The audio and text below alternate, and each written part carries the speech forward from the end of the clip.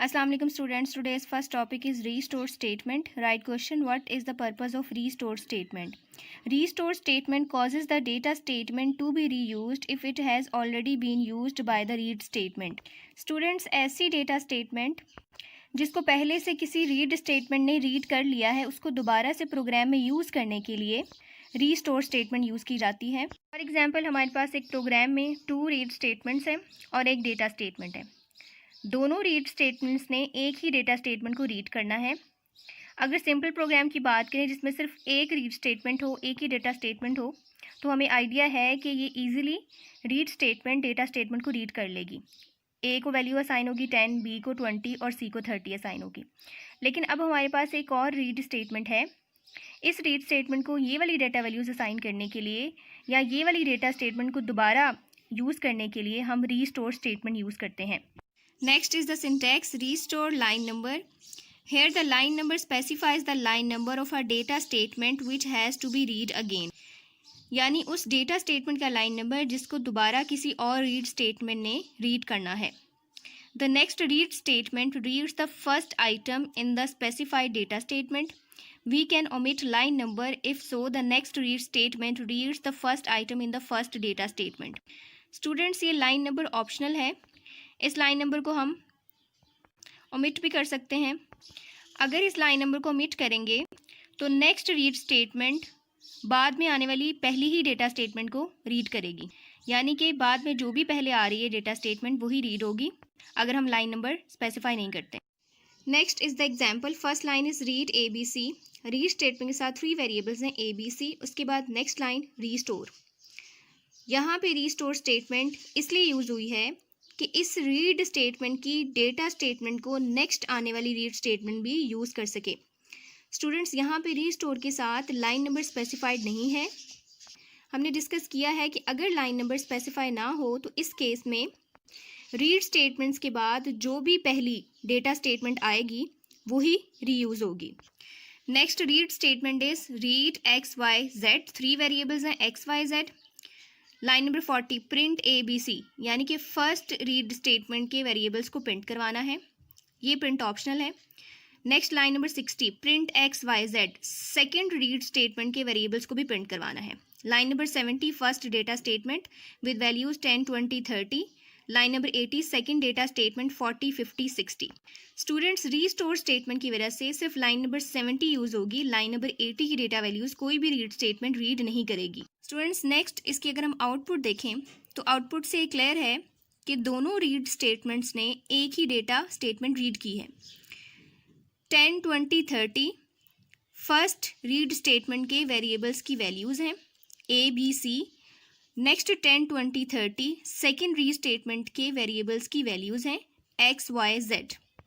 तो इस एग्जाम्पल से क्लियर है कि रीस्टोर स्टेटमेंट की वजह से 2 रीड स्टेटमेंट्स ने एक ही डेटा स्टेटमेंट रीड की है। Next topic is input statement. Right question, what is input statement और what is the purpose of input statement? Input statement is used to input data from the user during the program execution.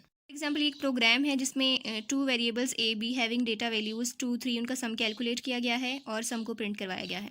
Students, इस programme में हमने A B की value starting पे ही declare कर दी हैं, बता दिए कि ए की वैल्यू 2 है, बी की वैल्यू 3 और एंड पे उसका सम कैलकुलेट किया है।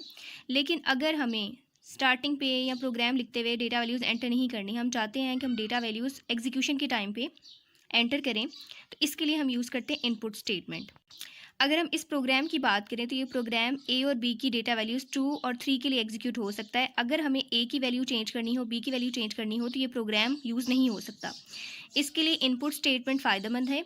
इनपुट स्टेटमेंट में एग्जीक्यूशन के टाइम पे डेटा वैल्यूज़ एंटर की जा सकती हैं और प्रोग्राम एग्जीक्यूट हो सकता है। तो अगर हम इनपुट स्टेटमेंट के साथ ये प्रोग्राम लिखें तो ये प्रोग्राम बार बार यूज़ हो सकता है for different values of A and B. जैसे कि प्रोग्राम है, इसमें हमने स्टार्टिंग पे इनपुट स्टेटमेंट के साथ डिक्लेयर किए हैं वेरिएबल्स ए बी, उसके बाद उनका सम स्टोर किया है सी में और सी को प्रिंट करवा दिया है। तो इस प्रोग्राम में ए और बी की डिफरेंट वैल्यूज़ एंटर की जा सकती हैं। प्रोग्राम डिफरेंट डेटा वैल्यूज़ के लिए यूज़ हो सकता है। अब जब हम इस प्रोग्राम को एग्जीक्यूट करेंगे तो एग्जीक्यूशन के टाइम पे पहले ए और बी डेटा वैल्यूज़ एंटर करेंगे और उसके बाद प्रोग्राम एग्जीक्यूट होगा। Next is the syntax input semicolon prompt string semicolon comma separated list of variables. Second syntax है input semicolon prompt string comma comma separated list of variables. Students दोनों syntax में ये semicolon optional है, जो input के फ़ौरन बाद आ रहा है, ये लिखें ना लिखें कोई फ़र्क नहीं पड़ता। नेक्स्ट है prompt string. Prompt string is the message that is displayed on the screen to assist the user to input correct data. यानी प्रॉम्प्ट स्ट्रिंग आप कह सकते हैं कैरेक्टर्स का एक सेट होता है, सीक्वेंस होता है, जो एग्जीक्यूशन के टाइम पे यूज़र की हेल्प करता है in order to input correct data. इसके एक एग्जांपल लेते हैं। Students in the syntax prompt string is the message that is displayed on the screen to assist the user to input correct data. String से ही clear है, ये characters का एक सेट है। एग्जीक्यूशन के टाइम पे ये कैरेक्टर सेट स्क्रीन पे प्रिंट होता है, जो यूज़र को हेल्प आउट करता है इन ऑर्डर टू एंटर और input correct data. For example, अगर किसी प्रोग्राम में एक से ज़्यादा बार इनपुट स्टेटमेंट यूज़ हुई है in order to enter different data values, तो उसके लिए अगर हम हर इनपुट स्टेटमेंट के साथ प्रॉम्प्ट स्ट्रिंग यूज़ करें तो ये एंड पे काफ़ी हेल्पफुल रहेगा। इससे हमें आइडिया हो जाएगा कि कौन सी इनपुट स्टेटमेंट एग्जीक्यूट हो रही है, कौन सी डेटा वैल्यूज़ एंटर हो रही हैं।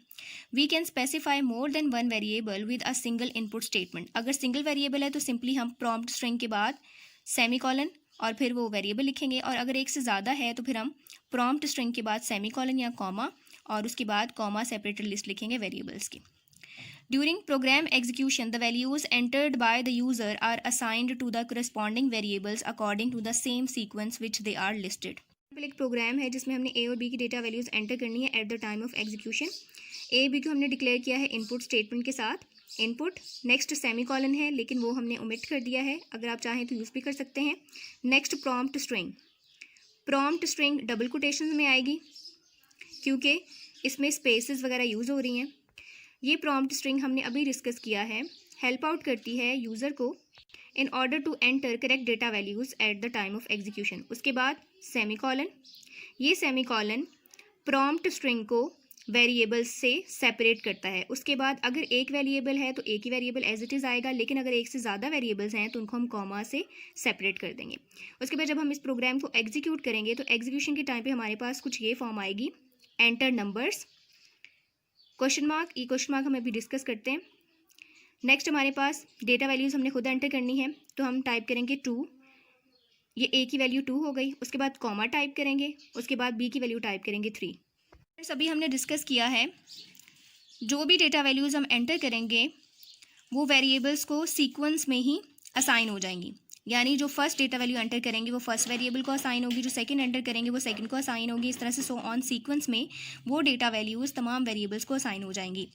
Next are the limitations. The number of data items supplied by the user must be the same as the number of variables in the list. यानी जितने variables input statement के साथ declare किए हैं उतनी ही डेटा वैल्यूज़ एंटर होंगी। The type of each data item input must agree with the type specified by the variable name. यानी जो वेरिएबल की टाइप है उसी टाइप की डेटा वैल्यू इनपुट स्टेटमेंट के साथ एंटर होगी। अगर न्यूमेरिक है तो न्यूमेरिक डेटा वैल्यू एंटर होगी, अगर स्ट्रिंग है तो स्ट्रिंग ही एंटर होगी। When a semicolon is used to separate the prompt string from the list of variables, a question mark appears at the end of the prompt string. Students, अगर हम prompt string के end पे semicolon use करें तो execution के time पे जो string print होगी स्क्रीन पे उसके फ़ौरन बाद एक क्वेश्चन मार्क अपीयर होता है। ये क्वेश्चन मार्क इस सेमीकोलन की वजह से अपीयर होता है। तो अब हम देखते हैं कि इस क्वेश्चन मार्क को कैसे अवॉइड करना है। This question mark can be avoided by using a comma instead of semicolon. यानी अगर हम सेमीकोलन की जगह पे कॉमा यूज़ कर लें तो ये क्वेश्चन मार्क अपीयर नहीं होगा। For example, in order to enter data values of A B at the time of execution, हमने इनपुट स्टेटमेंट के साथ ए बी वेरिएबल्स को डिक्लेयर किया और यहाँ पे हमने प्रॉम्प्ट स्ट्रिंग के बाद कॉमा यूज़ किया है। अब जब ये स्टेटमेंट एग्जीक्यूट होगी तो स्क्रीन पे प्रॉम्प्ट स्ट्रिंग प्रिंट होगी, एंटर वैल्यूज़, और उसके बाद हम डेटा वैल्यूज़ एंटर करेंगे। जो क्वेश्चन मार्क अपीयर हो रहा था due to the use of semicolon वो अपीयर नहीं होगा due to the use of comma. तो यहाँ पे हम डेटा वैल्यूज़ एंटर करेंगे, पहले ए की वैल्यू एंटर होगी, फिर कॉमा, फिर बी की वैल्यू एंटर होगी। Next is the example.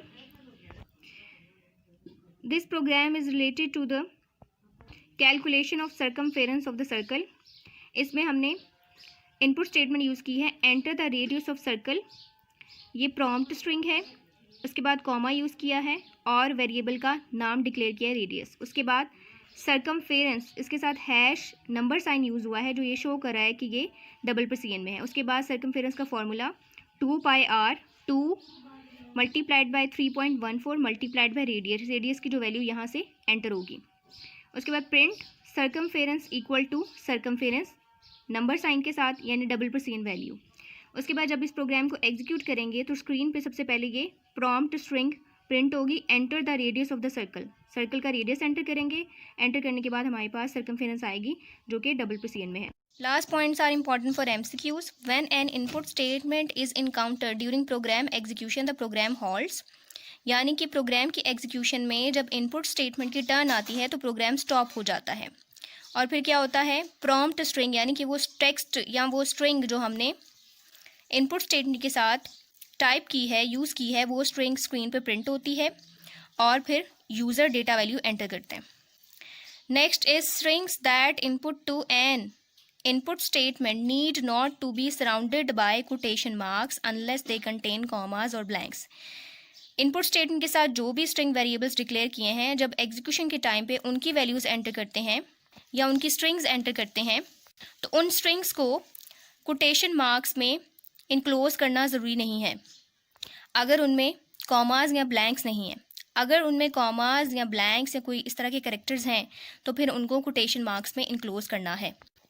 For example, ये एक इनपुट स्टेटमेंट है that is use to enter a string, A string. ये प्रॉम्प्ट स्ट्रिंग है। जब प्रोग्राम एग्जीक्यूट होगा तो स्क्रीन पे प्रॉम्प्ट स्ट्रिंग प्रिंट होगी, एंटर स्ट्रिंग 1। फॉर एग्जांपल, इस स्ट्रिंग वेरिएबल में स्ट्रिंग स्टोर होगी कराची। तो इस स्ट्रिंग में कॉमा या स्पेसेस या ब्लैंक्स नहीं है तो इसको हम डबल कोटेशन के बगैर भी एंटर कर सकते हैं, यानी इस तरह भी कर सकते हैं, इस तरह भी कर सकते हैं। लेकिन अगर स्ट्रिंग ऐसी है जिसमें स्पेसेस, कॉमास या इस तरह के कैरेक्टर्स यूज़ हो रहे हैं तो उनको डबल कोटेशंस में इनक्लोज करना ज़रूरी है। जैसे कि माई बुक, तो यहाँ पे एक स्पेस है, स्पेस की वजह से डबल कोटेशंस मैंडेटरी हैं, यानी कि ज़रूरी हैं, इनके बगैर स्ट्रिंग डिक्लेयर नहीं है।